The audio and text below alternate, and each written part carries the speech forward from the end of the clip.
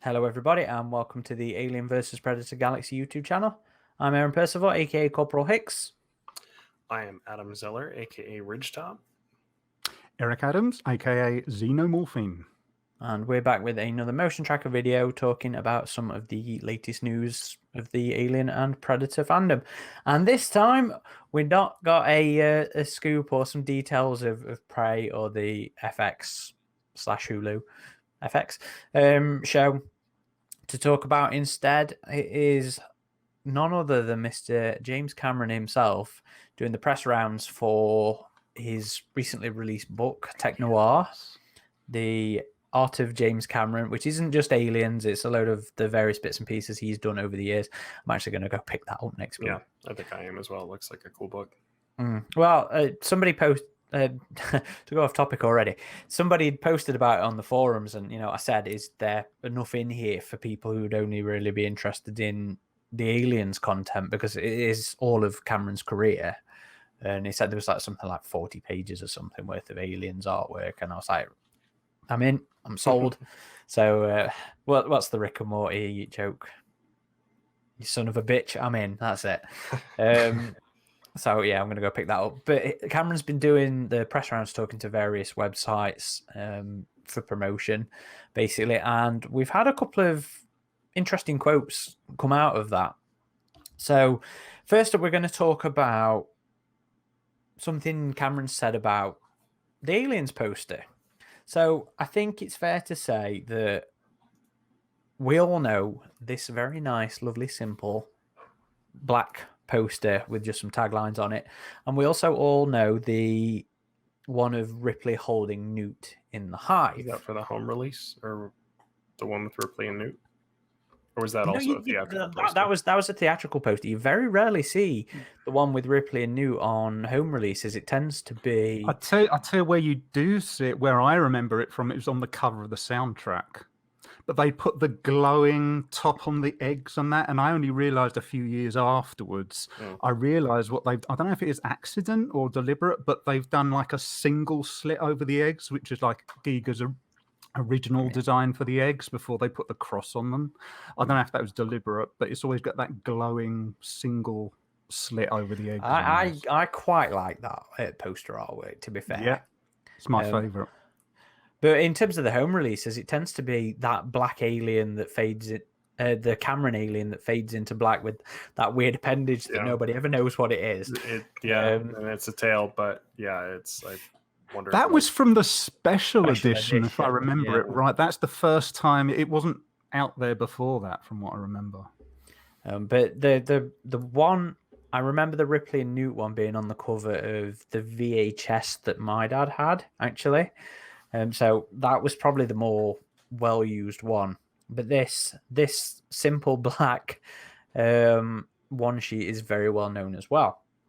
And Cameron talked about the story behind how this one came to be as part of the promotion. So it was a round table with a couple of other websites, but the one I picked up on was the IO9 one, which is in our article on the website. So Eric, if you just want to read us through Cameron's story. Yeah, sure. Like a lot of people, I assume this is a deliberate artistic take. It turns out it's not. I'm not going to try and do Cameron's accent for this. Oh, God, no, do not. Do not do a Canadian accent. No. Okay, so he says, so I went into the office of the head of marketing for 20th Century Fox. I literally met him on his last day at the office, and his office was all boxed up. I was his last meeting before he left the job, Cameron began. He was sitting at the desk, and he had this little green plastic frog, and he was squeezing a bulb and making it hop around the desk. And I said, what's with the frog?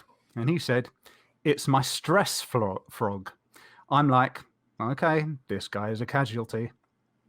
Then he said, but I've got a one sheet for you. And he showed this one sheet. I think you can get it online. A few of them kind of leaked out. And it was this horrible sort of mash-up photography. It looked worse than a Roger Corman one sheet because, like me, Roger believed in good one sheets. Not good movies, but good one sheets.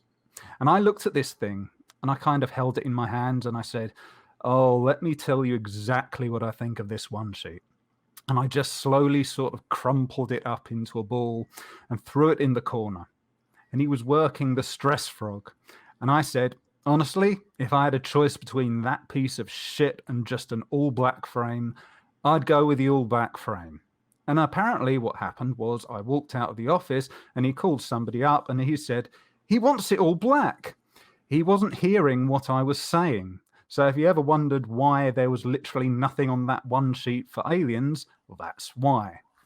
And I personally did, because I remember seeing this in like a lot of people these days, they're not familiar with how it used to be with videotapes. They were like the size of books. And when you saw that on a shelf, it looked like a library book and you just had this black thing and it was just the title. And it has that really distinctive lettering for that title. And it really emphasized the title. And it made you think, yeah, I want to find out what's on the back of this sort of thing. But it turns out that's all it was. He just says, "I'd rather have shit than what you've come up with." And that's what we got. And it's an iconic very simple, very serendipity. effective. Yeah. And we haven't been able to confirm the poster because he said a few may have leaked, but we haven't found exactly what he's referring to. However, Eric has uncovered a Japanese one sheet. Yeah, that's what I was going to say. The international Ripley with Newt, Nope. right? Nope. That's this one. I mean, it's got that on it, but it's Yeah. There's a flaming egg. There's the queen in silhouette in shadow. It looks very much like what he's described. Even the fading around. Yeah. Those are the days before Photoshop. If you look under the I space think there under was her another one, arm, too. Yeah, but it's very like what he, it's very much like what he describes. Whether or not that was the one, but it looks a lot like what he describes. I think it's the closest that we've found. I mean, I had a look through all the various marketing prototypes that I have access to that's not out there, and nothing in there reminded me of, well, it looked anything like I got told off for this in our private chat, but calling it a Photoshop to mash up. Yes, it's used as a verb, goddammit. But yeah, none of them look like a terrible photo mashup kind of thing. But this is the closest that we found. And credit, of course, to Eric for that one, because he literally just found it before we started this. All right, French poster. Check this out. Okay, where are you sending this? The chat in here. Oh, in here. Okay. Oh, okay. Yeah, I recognize that one. Let's see it. Both are kind of bad photo bashes. Hang on. Hang on, guys. Well, they're kind of bad for professional pieces of work, it must be said. Yeah. Yeah, that one's not too bad. Especially with the background, that looks okay. Yeah, I don't think that looks as bad as the Japanese one does. It doesn't look as chaotic, messy. Le Retour. The Return? Alien the Return. I wonder what that background's meant to be for. It kind of looks like a hive, yeah, more than anything. Yeah, but that looks like machinery there as well. There's like there's like some gears here. Yeah. But yeah, I think the Japanese poster definitely it's messier. Is messier than this one, yeah. But yeah, just a little interesting story about the poster. Next up is one I found a lot more interesting than I thought Adam thought I would find it when he sent me this one this morning. But this one is in relation to an urban myth that has gone around over the last 4 or 5 years. In regards to even older, sorry, 10 plus years, in regards to Cameron's apparent pitch for Aliens. So before we get into Cameron's comment, I'm going to have Adam read the story as it goes from an article that Strange Shapes did on this many moons ago. Okay. Cameron was young. He had just directed Terminator, Cameron had called a meeting to discuss his next project. Everyone knew Cameron had written a treatment for Alien 2 that nobody would touch because Alien was not a massive financial success. Alien 2 was not on the table. We expected a professional pitch from Cameron, an outline and a treatment of what he had in mind with a cursory budget, perhaps a couple assistants to run a slideshow. Instead, Cameron walked in the room without so much as a piece of paper. He went to the chalkboard in the room and simply wrote the word alien. Then he added an S to make aliens. Dramatically, he drew 2 vertical lines through the S. Alien $sign. He turned around and grinned. We greenlit the project that day for $18 million. So the problem with that story, as Valakun went through in the article, was that it didn't match up with the story as we know it from the pitch meeting. You know, it couldn't even find a source for this. And Valakun, if you don't know him, runs Strange Shapes and is a very meticulously researched godsend of a website for Alien fans. But, you know, some of the articles on here are just phenomenal. And he did this whole thing just looking at this single quote, trying to find out where it came from, trying to find out the validity of it. And this was apparently said by Gordon Carroll, one of the producers. I'll leave a link to the article below that sort of talks about why this would not work if this was allegedly Cameron's pitch for Aliens. So it's always been one I've filed away as one of those bullshit kind of things. But again, as part of his promotion for Tech Noir, Cameron did some more rounds and was talking about being asked about various bits and bobs. And Cinema Blend, one of the websites that had previously ran with that quote, which Valakun noted actually from his article, asked him and just straight up asked him about the story. And it turns out it happened, but it wasn't as the legend goes. It was not for a pitch of the film. So it was a little less dramatic in its success, but it was actually a pitch for the title of the film. Because in the treatment, it was simply Alien 2. That's all it was. And we have seen that treatment, and we know it was titled Alien 2. So according to Cameron, he confirmed that it took place, but he said it was actually on the back of a script or some kind of presentation document. It might have been the treatment. I can't remember. I was sitting there with the 3 producers, and we were in the office of the then head of 20th Century Fox. And I said, guys, I've got an idea for the title. And it goes like this. And I wrote Alien in large block letters. And I put an S on the end.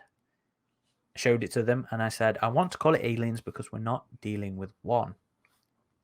Now we're dealing with an army. And that's the big distinction. And it's very simple and very graphic. And I said, and here's what it's going to translate to. And then I draw the 2 lines through to make it a $sign. And that was my pitch. And apparently it worked because they went with the title. They never questioned it. That makes a hell of a lot more sense. And I'm so glad to see Cameron come out and clarify this.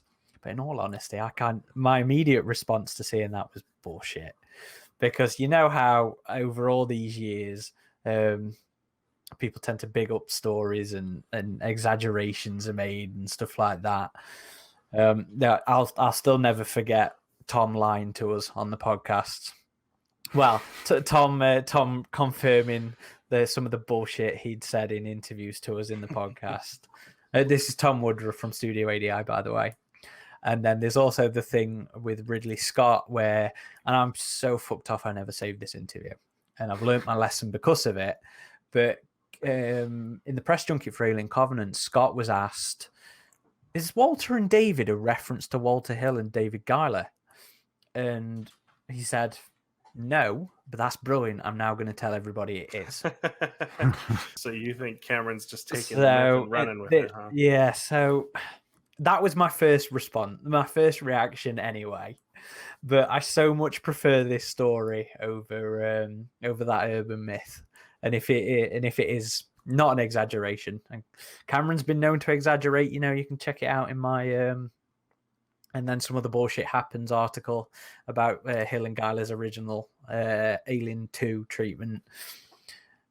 So it's not unknown, but I do quite like that there's some clarity that makes sense compared to what we knew of the pitch and what we knew of the urban myth before. Were either of you really aware of that story? No, I I never heard of it, honestly.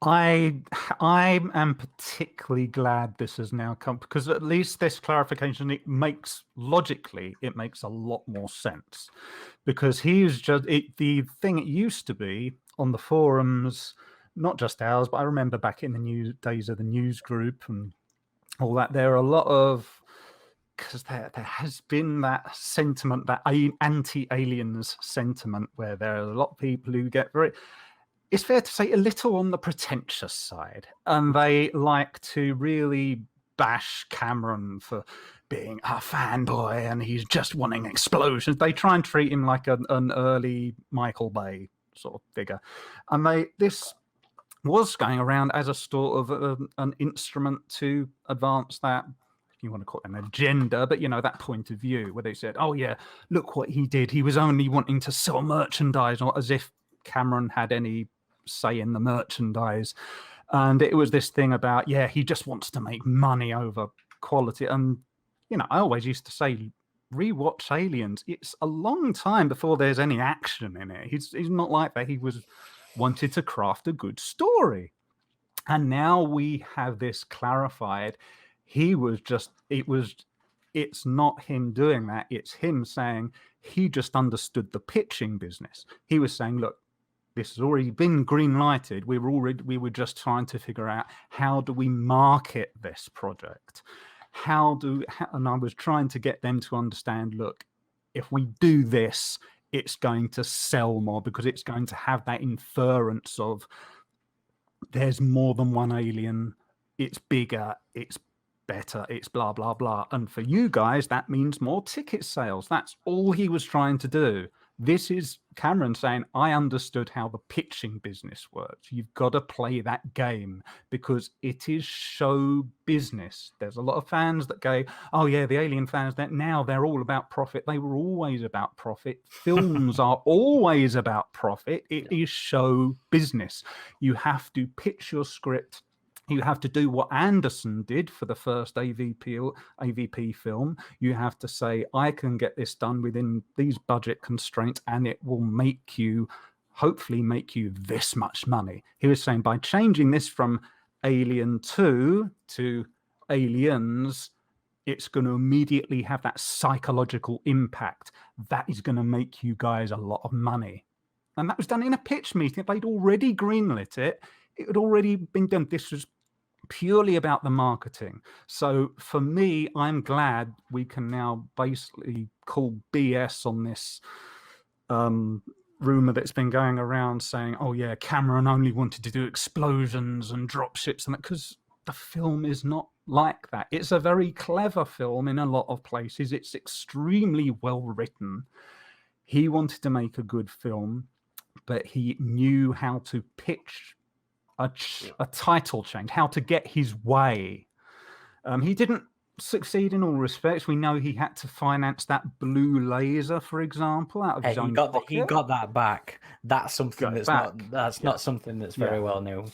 But the story of him paying for it is, but not his reimbursement. Yeah, so he doesn't always get his way, but he is good at doing that, which is why he's not just a director, he's a producer. The guy knows how the business. He puts his money where his mouth is. The more successes you have in terms of your film's performance, the more you can take those creative risks and have the studio backers trust you to take those creative risks, because you definitely have the other side where they focus too heavily on the marketing and the mass appeal, and they make something that's not creatively interesting that flops. You have to have creative risk, I think, but you also have to balance that with the guys in the suits, the people that are financing your film.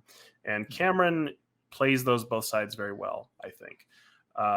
In terms of Aliens, it is a very marketable title, and it does, like you were saying, Eric, it psychologically gets you immediately, because for anyone who's seen the original film, oh, that one alien was so terrifying. Now there's a whole bunch of them. Oh my God, So that was a very wise title move by Cameron, I think, because I do feel like the film probably performed better just being called Aliens than if it would have been Alien 2.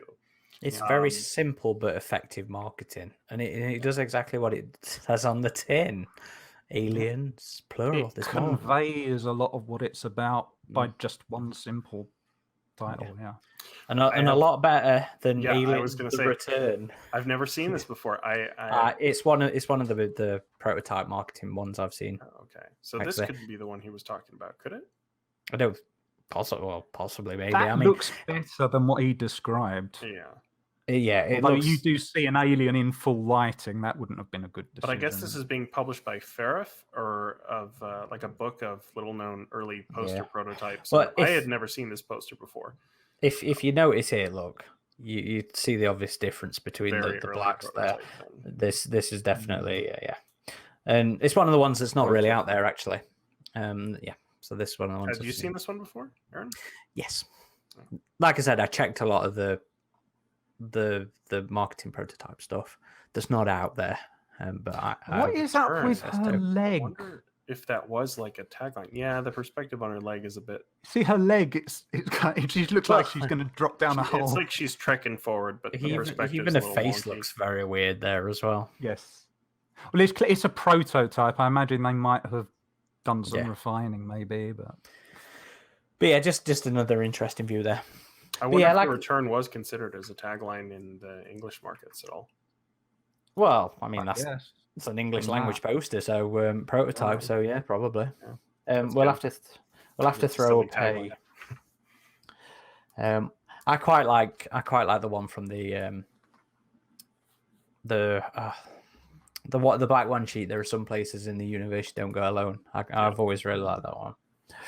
I mean, I'd like to point out it does say a lot for the power of that decision, Cameron's decision, apparently, to do that, because I remember back in the early days of Alien 3 and Resurrection, a lot of the fans always mistakenly, even after Alien 3 was released, they used to call it Aliens 3 and Aliens 4, and it was always about aliens. It took, I think, up until AVP before people got it in their minds it was Alien series, not the Aliens series, but it just goes to show it adds staying power calling it Aliens. To be fair, it didn't become a franchise until Aliens. You know, the comics were Aliens, the books were Aliens. You know, it's only been a recent thing when Titan took over, 2014, that we started getting Alien branded novels and stuff like that. And you see them both now. Like, you see the Marvel comics are Alien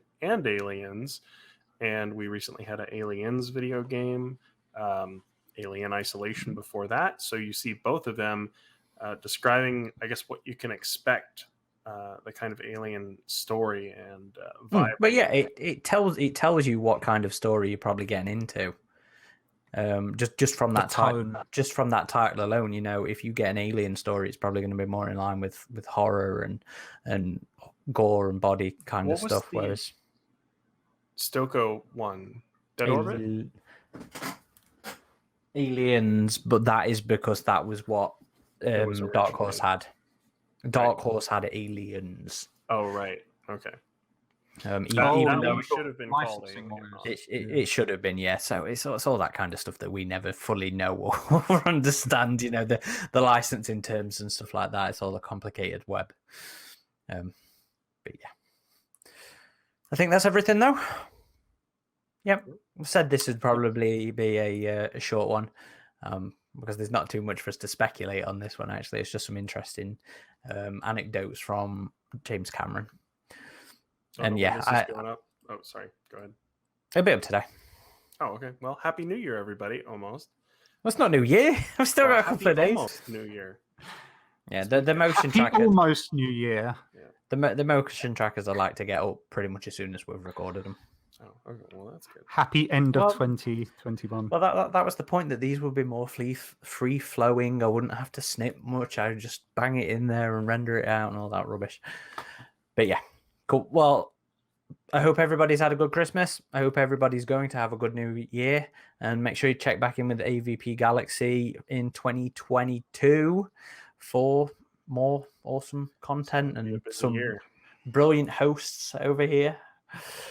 Yeah, and should be what will hopefully be a very busy year with Prey and covering the pre-production and production of the Alien series. Yeah. Cool. Big Well, things. thank you everybody for watching. Be sure to like, subscribe, comment, all that rubbish that helps us on YouTube with the algorithms and lets people know about us. And of course, if you enjoy what we do, please do share the channel to any fellow nerds who will be interested. We need them subscribers, guys. Come on, help us out. Smash that like button. Smash that like button.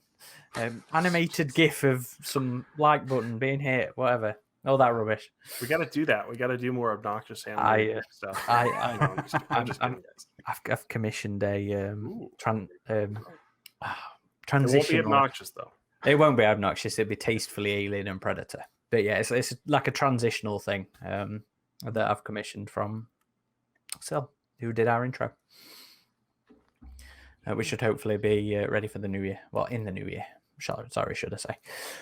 But yeah, cool. As always, you can find us on all the major social outlets and on our hub of our activity as well on avpgalaxy.net. Head on over, register to the forum so you can join in with some fellow alien and predator nerds and get your nerd on. This has been Corporal Hicks. Bridgetop. Xenomorphine. Signing off.